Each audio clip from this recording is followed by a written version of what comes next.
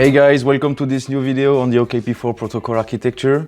If you haven't seen the previous video, I invite you to check it out here. And in the previous videos, we've seen that in the protocol architecture, we're talking mainly about three pillars: the governance, the ontology, and the orchestration. We already talked about the governance, and today we're gonna dive into the ontology part of the architecture. We'll see basically what's an ontology, why we need it in the protocol, and how we implemented it in the architecture. And then we will see how to use it and how we can make the link with the governance to extend the possibilities to create some governance rules. Okay, let's begin by defining what an ontology is. An ontology is a formal and structured representation of the concept, relationships, and properties of the protocol. This means it allows standardization of terminology, structuring of data, interoperability of systems and tools, improved data research and analysis. To sum up, we can say basically that an ontology is a semantic database which contains both the models and instances. Okay, that's nice, but why do we need it? As we reference and orchestrate resources based on various different technologies, we need the semantic layer to allow the description of shared knowledge and to make heterogeneous systems communication possible. Finally, the ontology brings a conceptual framework that will allow anyone to freely understand and use the protocol. Okay, so that said, how do we implement such components in the architecture? I just want to say another smart contract, the cognitarium. So what's the cognitarium? It's just a triple store database. A triple store database will store triples, and the triple is composed of one triple, a predicate, and an object. Basically, you can, through execution messages, insert triples in RDF format. We support multiple typical RDF format. And then you can query the cognitarium through an API inspired by Sparkle endpoint. So if you are comfortable with triple store, RDF, and Sparkle, you will be comfortable using the cognitarium. Okay, so I propose to get our hands on it, and we will first use the OKP4 CLI to interact with the cognitarium. And just about the practices for today, you can find all the resources and the commands we will use on our contracts GitHub repository. We will put the link in the video description.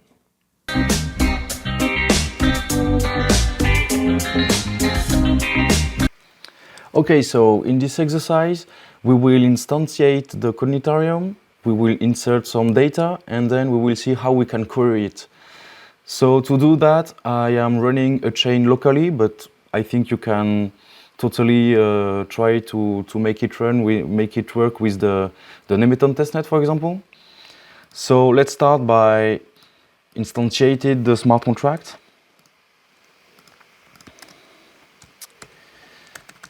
So this is a typical instantiate command with the code ID, some labels. We will call it the Nono's Tuto cognitarium.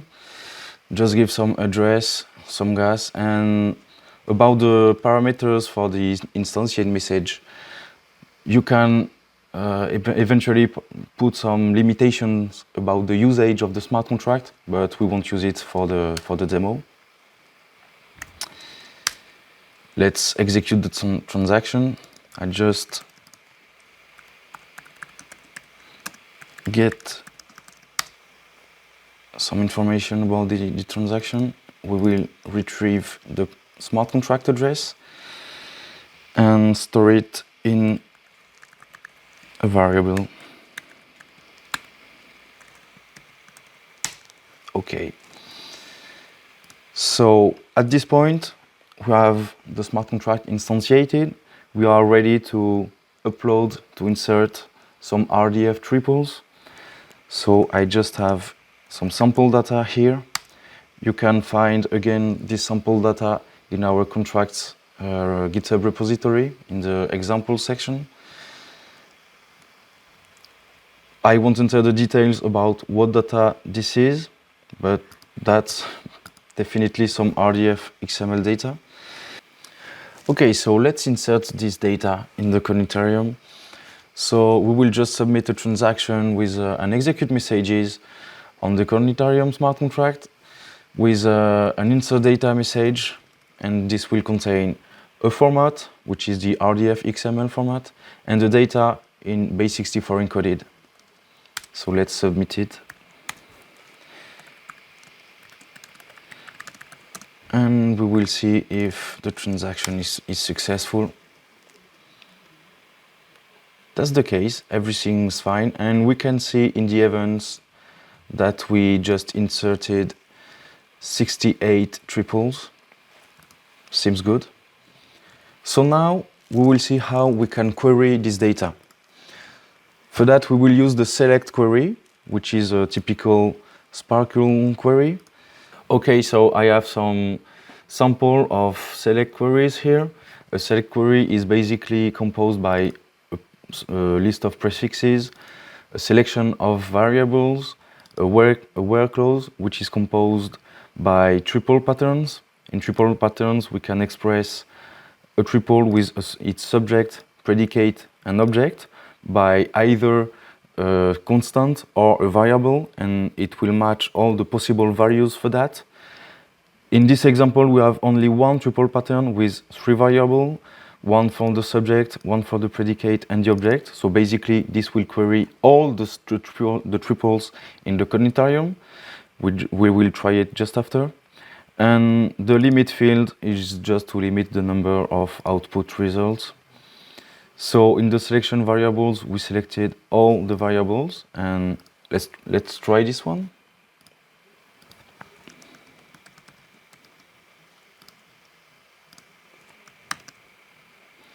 So I make a query with this JSON we just see, and in the result we have all the triples, all the substitutions for each variable we just selected. That's nice, this seems to work. In the next example, we will see a more complex example where in the where clause we will build what we call a basic graph pattern by expressing multiple triple patterns. So basically this will result in the execution of logical end of all the triple patterns, a logical conjunction. So the first one will get all the possible variables for the dataset variable as a subject being associated with the predicate type and the object dataset. This means that we will fetch all the dataset subject which have the type dataset. Then the next triple pattern, we will use the first dataset variable, and we'll try to find a metadata subject with which is associated with the dataset through the describes predicate. And then finally, we will fetch from the metadata subject the object corresponding to the as tag predicate. And then we will select the tagged variable. Let's try it.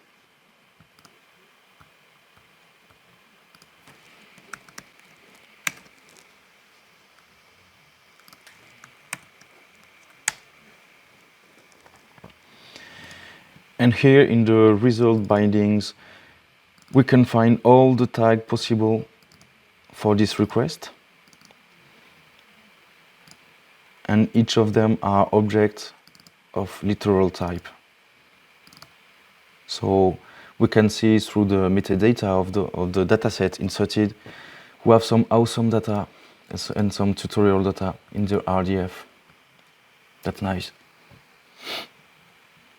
Okay, so as we can see in this select query, when we express some named nodes, we are forced to write at each time the namespaces, which can be the same between nodes. So to simplify this writing, we can use the prefixes field, and we will make the exact same request, the exact same query in this one. We will just declare some prefixes, the RDF and the OKP4, associated with their namespaces, and then you can see how we can simplify the expression of name nodes. We will just add a limit, for example, to 2, just to show you how to use it. And let's try this select query on the Conitarium. So as we can see, we have almost the same result. We just have 2 of the possible values because of the limit, but this works the same. Okay, that's cool. We are able to insert RDF triples in the Conitarium, and we are able also to query them, but we need to forge governance rules based on the ontology, right? For example, if I reference a service in the Conitarium, I want to be able to restrict its usage depending on other resources, properties, right? And that's the interesting part.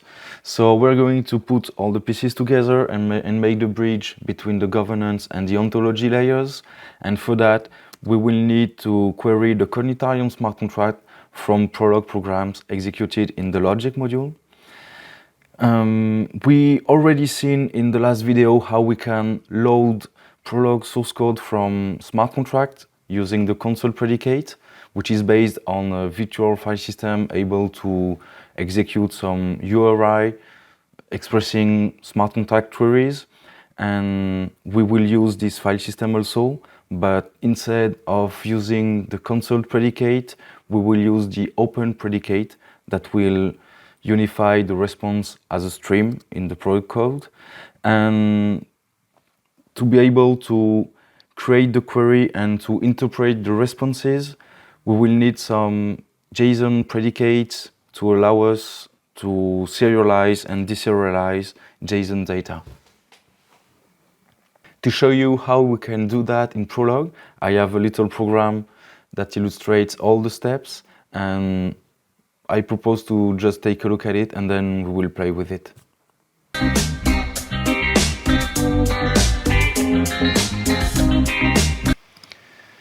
Okay, so this is the Prolog program we will use to illustrate what we just talked about. You can find this program in the contracts GitHub repository. Again, we will put the link in the description. So I won't enter all the details about this program because there is a lot, but we will just see the essential predicates to make it work.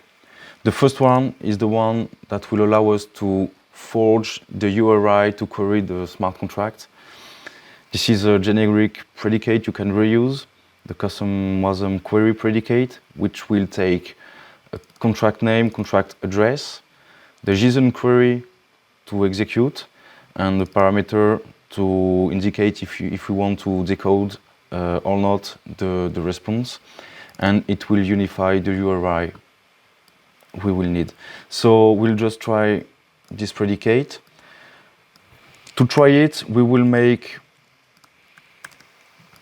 a logic ask query using this file as program, and we'll just invoke the custom WASM query predicate.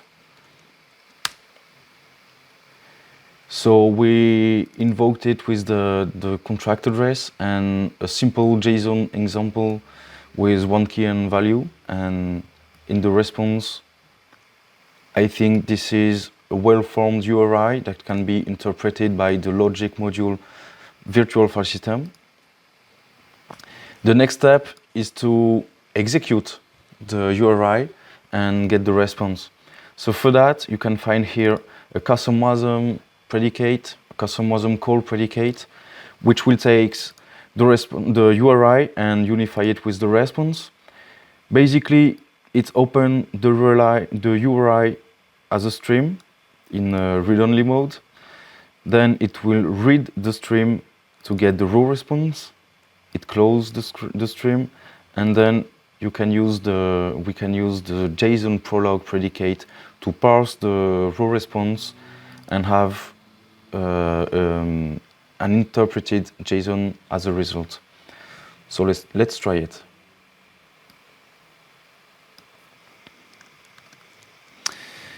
We will execute a simple query on the cognitarium, which is not a select because that's a complex query. We will just use a store query, which will retrieve some usage information about the smart contract.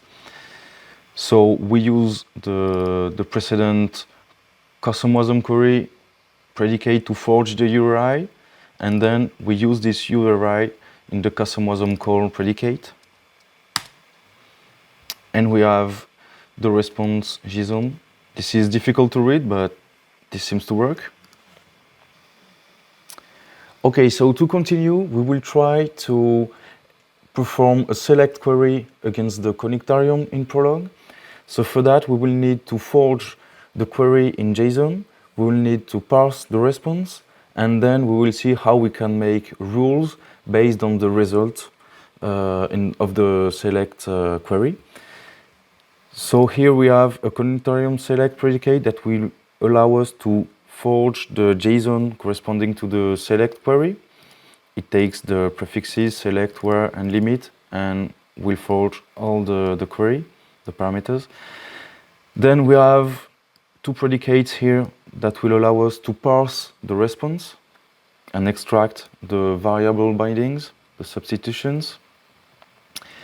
And here we have a predicate that will allow us to execute the same, almost the same query we just made earlier. So it first creates the select query. It will then forge the URI, make the call, and then parse the results to return to us the tags. So let's try it. The difference here with the previously executed select query is that we will fetch the tags of one dataset. So we will provide the dataset identifier, and then it will fetch the tags in its metadata. So let's execute it, and we will see that for that dataset we have two tags, awesome data and tutorial. And the last step is to create a predicate based on the result of this query. So we have the cognitarium dataset as tag predicate, for example, which will take the cognitarium address, the decentralized identifier of the dataset, and a tag. And the predicate will basically be true if the tag is contained in the ontology. So let's try it and check that it works.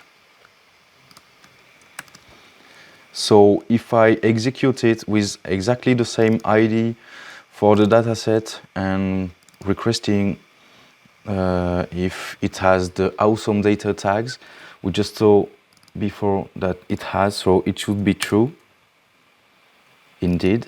And if I change the expected tag, it should be false.